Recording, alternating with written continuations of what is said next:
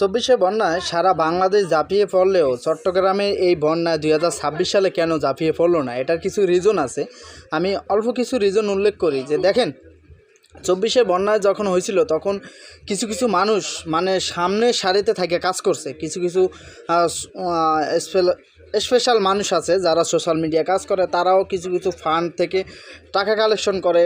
যারা সামনের সারিতে থেকে টাকা কালেকশন করিয়া বন্যার ত্রাণ সংগ্রহ যেই ওইটা ছিল ওইটার উপরে ডিপেন্ড করিয়া তারা কিন্তু কাজ করতো। তো এক সময় বন্যার পরে যখন সব কিছু নর্মাল হয়ে যায় তখন কিন্তু তাদের উপরেই ওই দোষটা আসে যে তারা টাকা কালেকশন করিয়া খেয়ে ফেলছে, তারা টাকা কালেকশন করিয়া আত্মসাৎ করছে, তারা টাকা কালেকশন করিয়া এক একজন ভ্রমণে গেছে, এই করছে সেই করছে।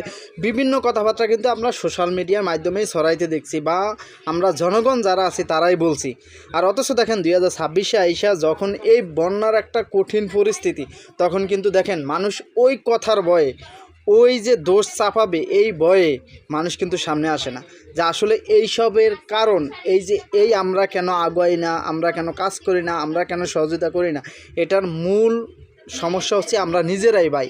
আমরা যদি ওই তখনকার সময় ওই কথাগুলো না বলতাম, তাদেরকে ছোট না করতাম, তাদেরকে চোর না বলতাম, তাদেরকে আত্মসাৎকারী না বলতাম, তাহলে আজকে ঠিক তারাই ঝাঁপিয়ে পড়তো।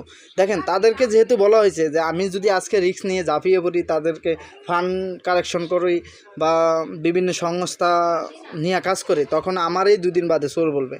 আসলে এই কারণে বাংলাদেশের মানুষ যখন বিপদে পড়ে তখন ইচ্ছে করলেও সামনে আসতে চায় না।